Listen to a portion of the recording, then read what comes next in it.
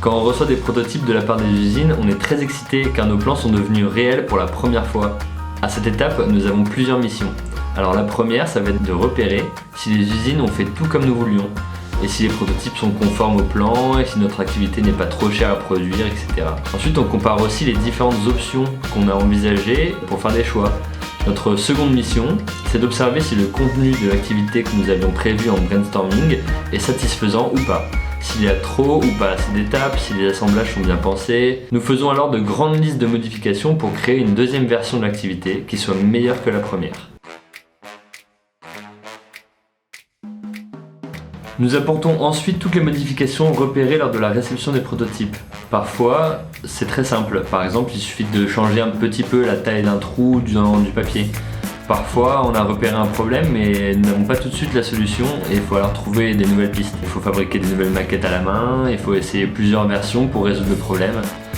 On travaille sur ordinateur pour faire nos plans et on crée aussi parfois des dizaines de versions numériques qui n'existeront jamais en fait en vrai. Ça reste des plans sur un ordinateur. Nous avons besoin de comparer différents résultats pour être le plus proche possible de la meilleure solution. Là, on vérifie que les modifications apportées sur la deuxième version de l'activité soient des solutions et non des problèmes. Au final, on fait un petit peu pareil que la dernière fois, mais des choses ont changé. Comme c'est un travail que nous avons fait le mois dernier, nous devons bien prendre des notes pour nous souvenir de toutes les idées et toutes les remarques auxquelles nous avions pensé. On va aussi pouvoir intégrer des illustrations de l'activité pour la rendre plus jolie et plus sympathique auprès des enfants.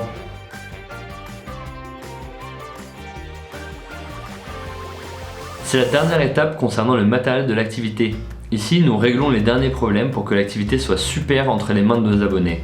Il n'est plus question de faire des tests ni de faire de grandes modifications qui seraient dangereuses.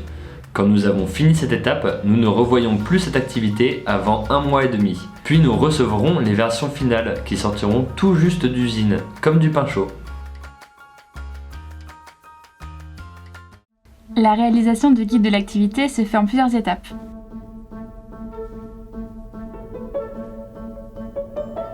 On va d'abord faire une première version du guide, une sorte de brouillon qui sert à structurer les étapes de montage.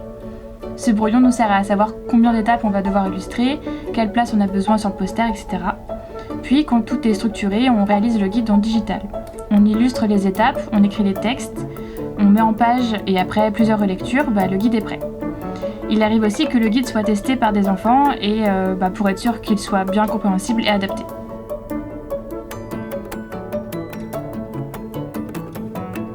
Un mercredi sur 2, nous invitons un enfant parmi nos abonnés pour qu'il ou elle vienne tester un kit dans nos bureaux avec un de ses parents.